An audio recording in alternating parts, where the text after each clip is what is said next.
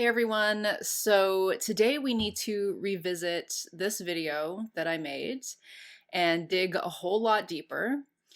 And I actually want to issue an apology to everyone. Kara Jabola Karalis, I'm probably not pronouncing that right, but I follow them on Instagram at Decolonize Feminism, said on Twitter, too many people cherry pick to back up a safe position on issues. If you're only willing to support what's safe and popular at the moment, you're only supporting the dominant ideology.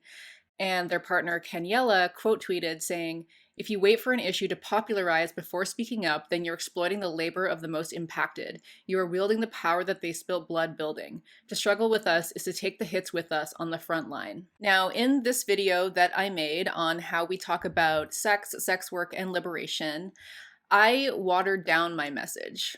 I watered down my politic and I capitulated a lot to what I understand to be a fairly liberal and individualist line on the global sex trade, to the point that I believe I've done some actual harm with my milquetoast AF critique. And it's not like what I was saying was necessarily wrong in its own right, and I do believe that my critique of the male gaze is incredibly valuable, which is why I've decided to leave up the video, but with a pinned comment saying that you should watch this video as well to get a more complete picture, lest you walk away from that video with some pretty fucked up assumptions. But without delivering a full picture in that video, a full concrete material analysis, first of all, I wasn't being true to myself and wasn't fully in line with my own politics, but I feel like I actually contributed to some harmful aspects of the discourse. And worst of all, I left the most marginal people,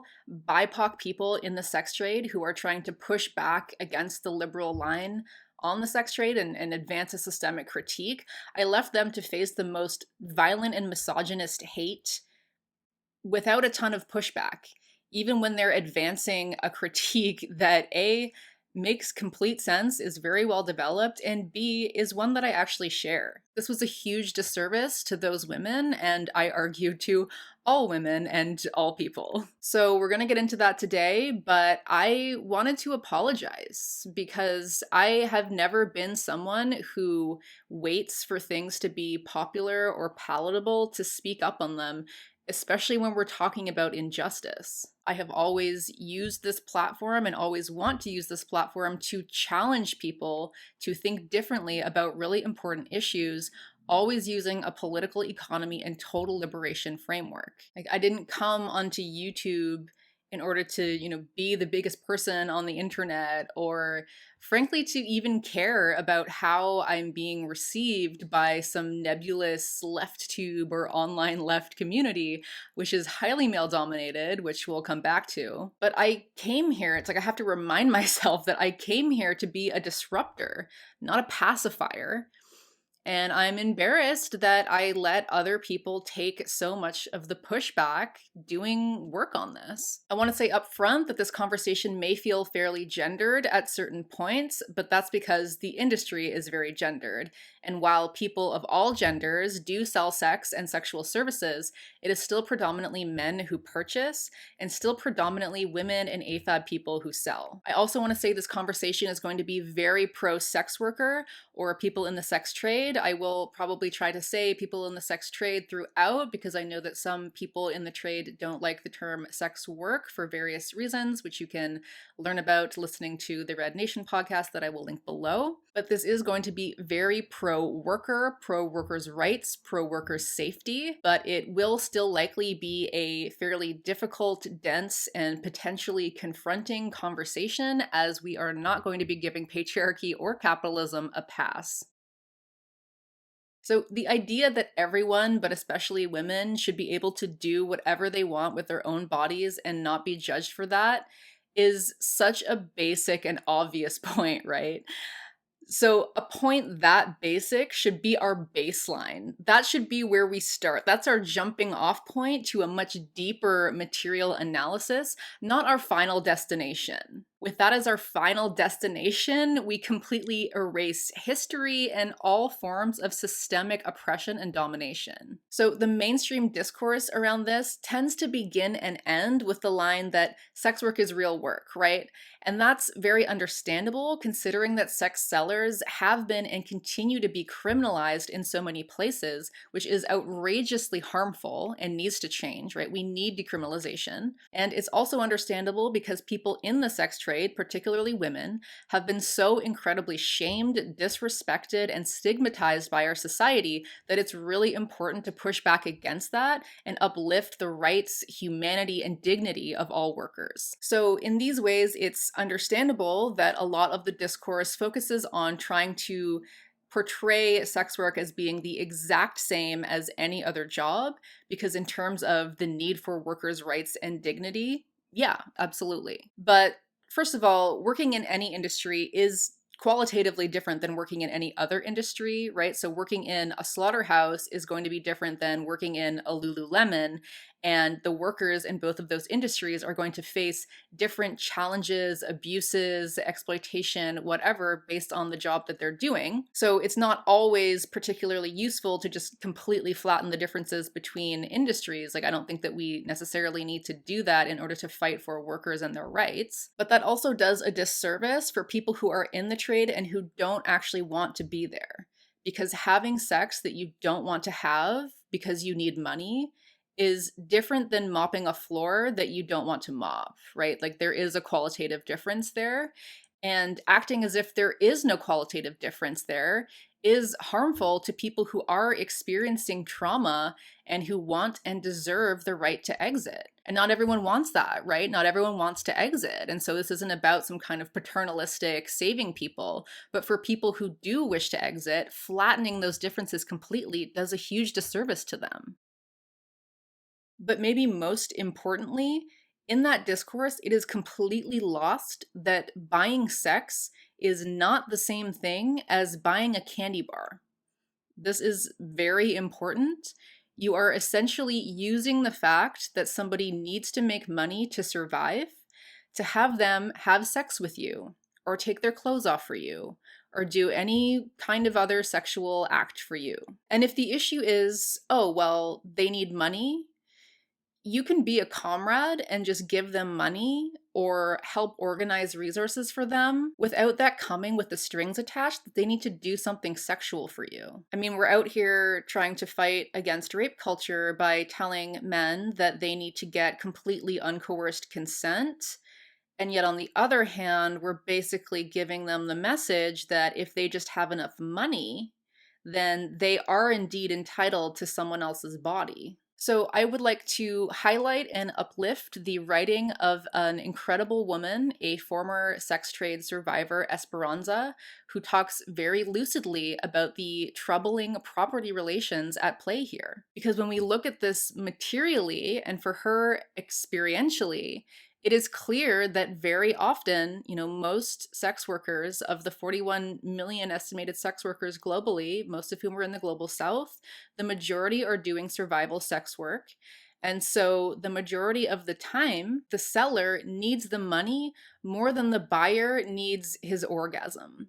And we're gendering this again because, like I said, it is most often his orgasm. So you have this contradictory relation playing out, much like the contradiction between bosses and workers, where the buyer wants to get the most while paying the least amount of money, and the seller wants to get the most money while doing the least, or at the very least, not having their boundaries transgressed. And Esperanza says that when this contradiction is playing out literally inside your body, it is incredibly fucked up. Obviously, I mean, boundaries get annihilated, and rape and assault are very common occurrences. I don't want to share too much of her story. You can read it herself, but she shares that she has been raped several times as this contradiction plays out inside of her. And very sadly, I do know several other sex workers doing physical sex work who have had similar experiences and resulting PTSD from their experiences. And people will hear stories like that, and like hers and of others, of people who actually do wish to exit the trade. And instead of saying, Oh my God, that's so horrifying. That's unthinkable. How can I help? How can I organize resources, money, access to mental health care to support you if you do want to exit the trade? Again, not everyone wants to do that. But the liberal response to this is so often like, oh, yeah, you can get raped in any job. Yeah. So don't try to make this seem like it's any different than any other job, as if there aren't very clear contradictions involved with John's as an institution. Or it could be, okay, well, this is why we need unions, we need protections, and absolutely, right? Absolutely, decriminalization, all the harm reduction stuff. I'm never going to say anything badly about harm reduction, of course, but that also doesn't fully get us around the contradictions at play here. And very frankly, men viewing women and people of marginalized genders and sex in such a detached and dehumanizing and objectifying way that they would think that paying someone to sleep with them or do whatever for them is just no big deal. I mean, I actually really fail to see how that is fully disconnected from rape culture. And for that reason, it's sadly unsurprising to me that so many Johns end up perpetrating violence. But liberalism, without a full material critique of capitalism and patriarchy, tries to erase all of this and just individualize everything and wants to talk about empowerment or whatever. And some people might feel empowered by it. I mean, I personally find it difficult to think about any work under capitalism being particularly empowering, but that's fine if individual people feel empowered. But the conditions under patriarchy and capitalism have not changed. And so just calling things by new names does not erase the history of all of these violent systems. And with some leftist men, I think there's this idea that, like, oh, well, if I just pay adequately and act politely when I do this, obviously that is very different than the people who get violent. And for the worker, there's a huge difference there, right? But at the end of the day, I am still not sure how you're squaring this, because you don't get to remove yourself from patriarchy and capitalism and all of the baggage that that entails by just declaring yourself a nice guy.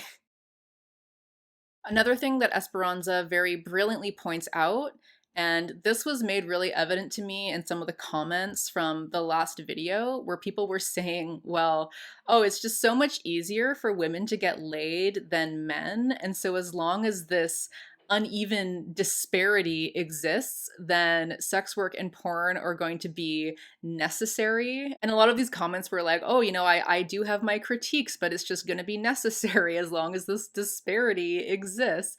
And I was like, there it is. You're telling on yourself. There's this idea that men need access to other people's bodies for sex because that's such a huge part of society's construction of masculinity. So, because there's this perceived need, there therefore needs to be a reserve army of laborers that are available to service them. And how is that reserve army of labor created and maintained? The intersecting systems of patriarchy and capitalism that predominantly affect BIPOC women, trans, and non binary people and deny them access to property or often other forms of paid labor or material security. And people would try to make this about sex positivity too, and say that you're just anti-sex if you have any critique of this, which is absurd. First of all, I hope that people understand that that's patently absurd. But also, I'm always wondering, like, how are people defining sex positivity in this context? Because in my view, complete freedom from all forms of coercion, including economic coercion, is pretty much a prerequisite for any kind of truly liberatory sex positivity. But more than that, like, I don't care. I don't care what turns you on, dude. I don't care. That's not what we're talking about. We're talking about power structures and property relations. The IMF, for example, is encouraging countries in the global south where a lot of sex tourism happens to fully legalize it, not because the IMF gives two shits about the workers, but so that these countries can use that money to repay their loans to the global north. Are people not absolutely appalled by this? I actually know a few people who did the sex tourism thing in Thailand, and I was honestly so disturbed. Like, what could be more neocolonial, patriarchal, imperialist than well off Western men using the economic conditions in the global South that were created by the global North predominantly to use the fact that women, trans, and non binary people, and often, honestly, children need to make money to fly over there and have them have sex with them or take their clothes off for them or whatever so that they can have a fun vacation.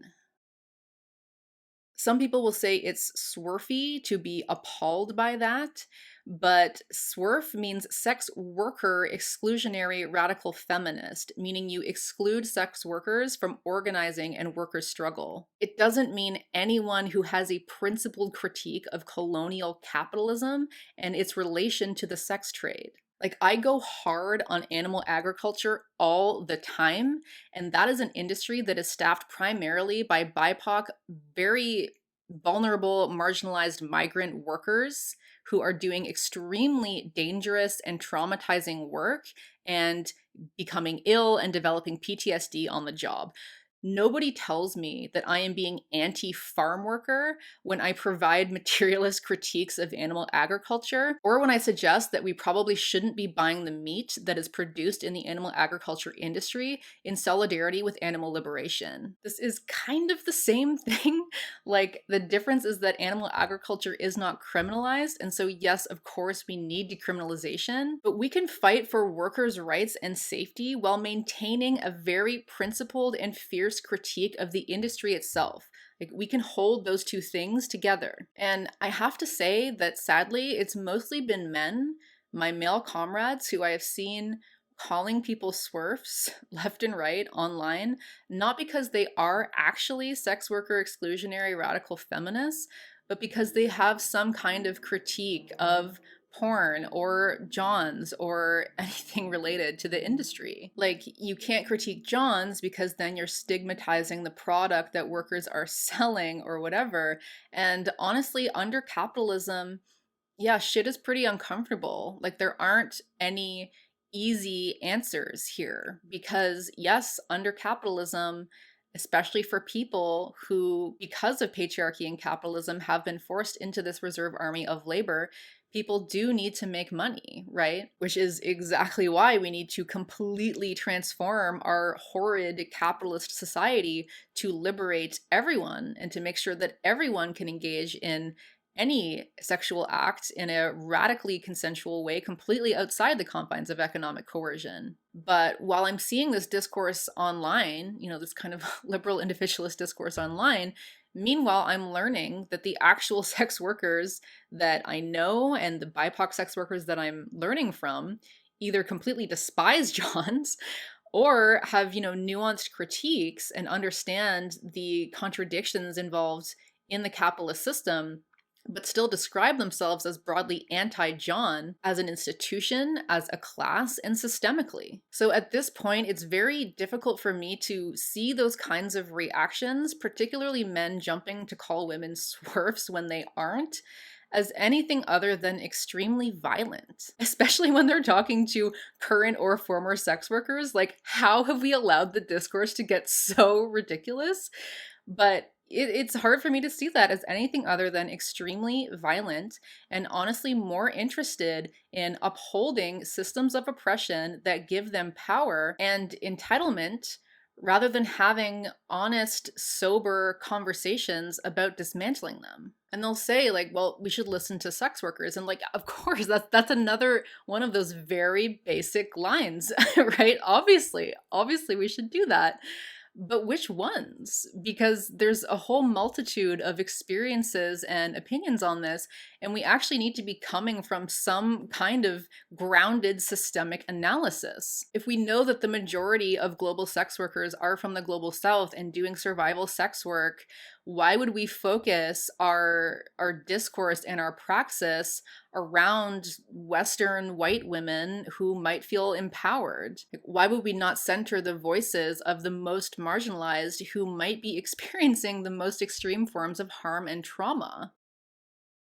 I think that sadly, in part, there are many men who are interested in painting this work as being the exact same as any other work to legitimize their own participation in it and to not think too hard about how they are implicated. The Indigenous women and Esperanza, for example, who spoke out about the ties between colonialism, imperialism, and the sex trade, and who critiqued Pimped and Johns on the Red Nation podcast, received violent rape threats and death threats for doing so. To me, that is so telling.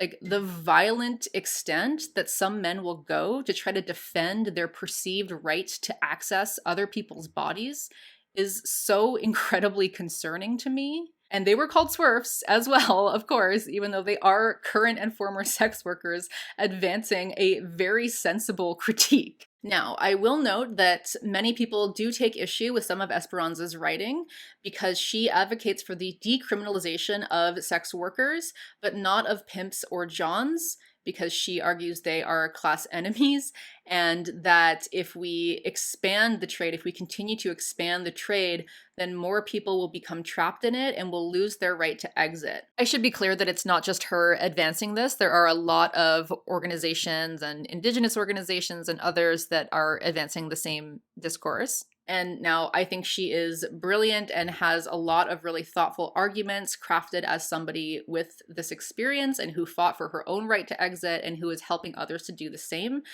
So, I'm really not here to invalidate her work at all. And I'm very open to learning more. But as I understand it, not decriminalizing pimps and johns has potential to further harm sex workers. And as an abolitionist, a prison abolitionist myself, I would want to err on the side of caution and safety for the workers themselves. And so, as far as what I've seen, that would mean full decriminalization. Again, I'm open to learning more, but that would be my position at this point, that I think we need full decriminalization. But Kara, who I mentioned earlier and who also spoke about this on the Red Nation podcast, said that she too is a prison abolitionist and that we don't need to think about accountability for pimps and johns as just being, criminalization or turning to the carceral system. We can think about societal accountability for pimps and johns, in different ways. So maybe different groups or talking circles or just education to help teach men to have more empathy and to not view people, particularly of marginalized genders or sexualities, as dehumanized sex objects. Like, fighting for full decriminalization does not mean that we need to condone johns or pimps who are absolutely class enemies. Speaking of empathy, let's talk about porn now, because I haven't pissed enough of you off already. But again, we're not going to be making any moralistic arguments here. This is a political intervention about some uncomfortable issues that we need to better grapple with as a society. So starting first with the more abstract, I talked in my last video about the male gaze and about porn basically being a rite of passage for young men, and how, young men who do not consume male gaze porn are considered strange or just unmanly. And now with the internet and access to the internet, kids of all genders are being raised on this stuff right now. And, this isn't true across the board, obviously, but researchers do argue that consumption of porn can lessen empathy in people. And this is completely unsurprising, especially depending on what people are watching, because viewing people as objects takes away their full humanity, right? It's very difficult to empathize with someone that you have objectified. And this is where my critique of the male gaze comes in and is important, because the male gaze is a social construction that is sexist, racist, ableist, fatphobic, all the rest. And that level of constructed objectification is incredibly violent. To be clear, objectification is not the same as just finding someone that you're attracted to visually stimulating, right? That's not the same thing. objectification, you are othering a person or an entire group of people as being sexual objects there for your consumption or your gratification. And when you other people, you are simultaneously defining yourself.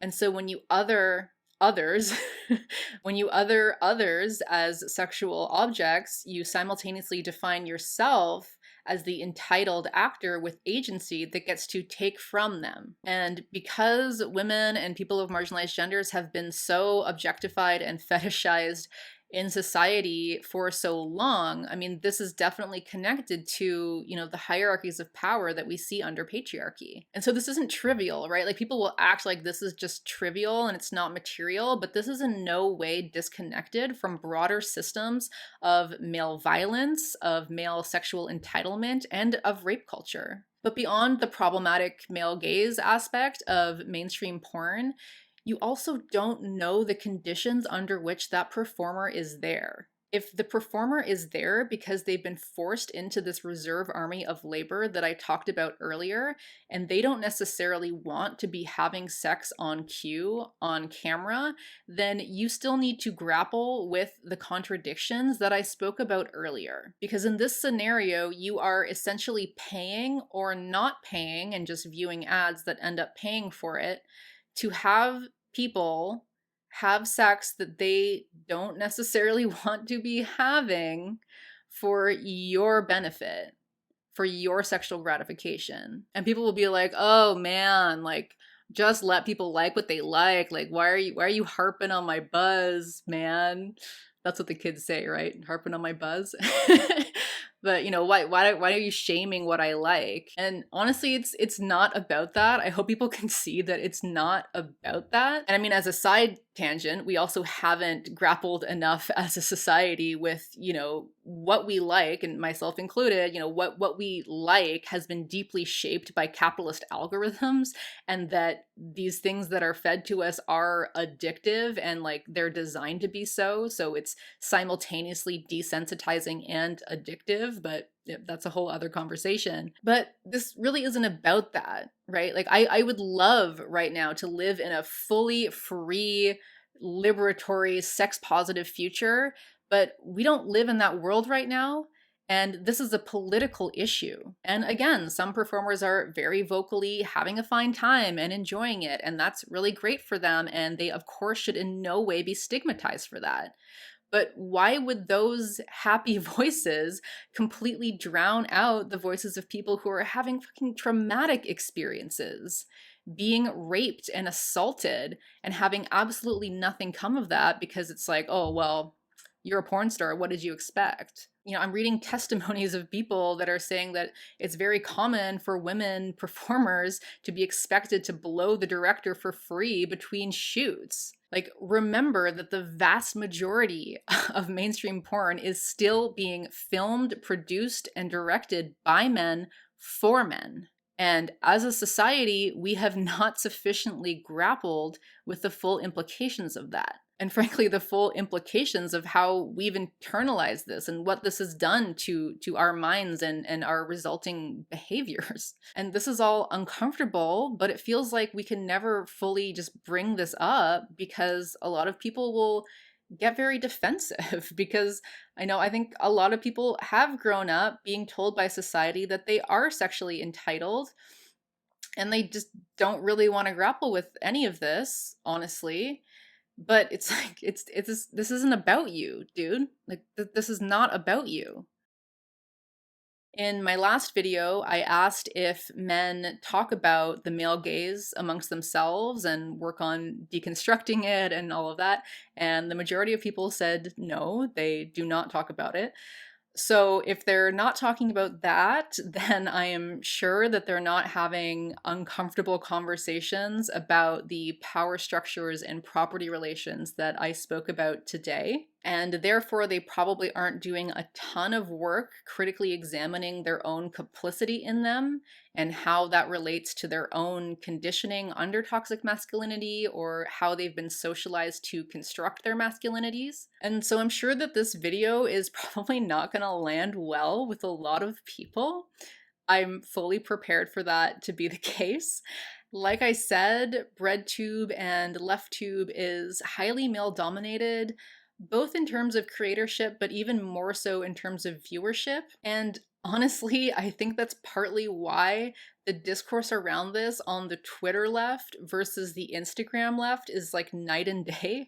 That may also be because I follow a lot of really amazing women and non men on Instagram who have really, nuanced and well thought out, sober takes about this. I want to end with a fire quote from Esperanza that is probably going to further upset people, but she says, leftist men who are too lazy to work on improving the material conditions for women can instead opt to support the sex industry. It's where women who have no other choice belong, and we should accept that. So let's throw all the buzzwords around to sound radical, destigmatize, decarcerate, decriminalize, center, solidarity, and yet they can never actually explain where the stigma or violence comes from. And they can never explain why their version of solidarity with sex workers always aligns with the interests of pimps and buyers. They sound radical while remaining comfortably within the boundaries of male supremacist culture. Their objectification of women remains unchecked. One thing I will say is that in reading Esperanza's work and listening to other proletarian feminists, some people might feel alienated because it can often feel fairly sectarian.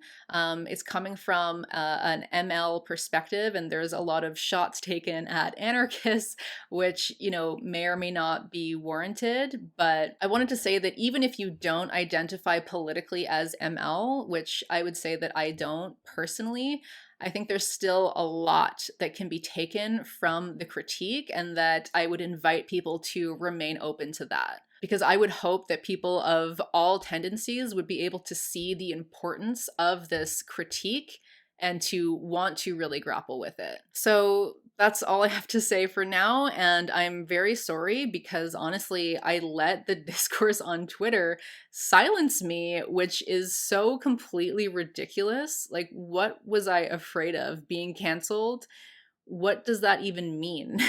Fewer people might want to watch my videos? Like, okay, well, I will be standing in alignment with my politics, and I will attract people who share my same righteous indignation at each and every injustice, and, people who don't want to give patriarchy and misogyny a pass. So if you made it this far, thank you so much for watching. Thank you so much to my patrons, especially Pearl, Mytariat, and Nicole.